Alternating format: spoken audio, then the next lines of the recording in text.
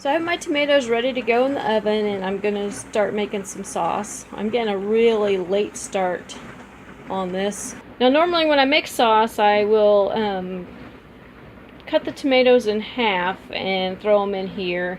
I've never made them this way from a frozen state, so I have no idea if this is going to work out or not.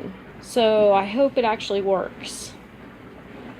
I kind of get the feeling that it might be a long process to get them baked down, but I guess we'll see. Now last year I for sure remember being able to fit 2 roaster pans full of tomatoes in this oven, but this year it is a definite tight fit, as you can see. I'm sure they'll shrink down as they warm up, but man, I just about didn't get them in there. Okay, you bake them in the oven at 350 degrees for probably about an hour and a half. It kind of varies depending on how many tomatoes you're doing and whether or not they're thawed out. I think mine took a lot longer than an hour and a half. But anyway, once you do that, then you are ready to start making your sauce. Okay, so what you want to do is you want to scoop out the tomatoes like this and pour them into a strainer.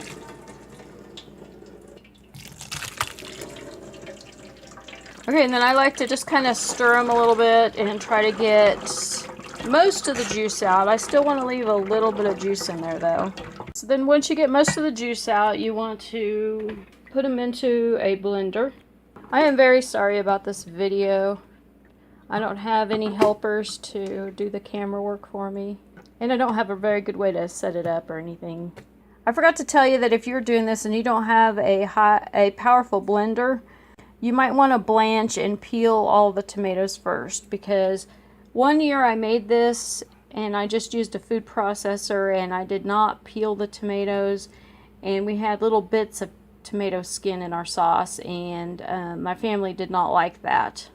Since that time I got a Vitamix, and it's made sauce making a whole lot easier. Over here I have my jars all set up and ready to go. As you can see, I've added salt and citric acid in there. Then what I do is I just simply pour the sauce from the blender into the jars.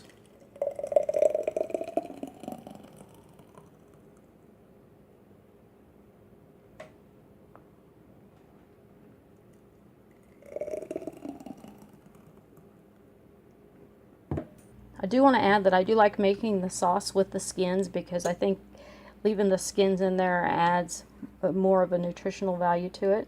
Now here's the juice that's left over after straining the tomatoes, and it is super thick and looks really good. Normally when I do this with fresh tomatoes, the leftover juice is fairly thin, and so I usually discard it. But because these tomatoes were frozen, I think that they kind of cooked up to a mush. And so I ended up with some really thick, nice juice. So what I'm doing is going ahead and filling the rest of the jars with juice. I didn't end up with as many jars of sauce as what I would have liked, which is kind of disappointing.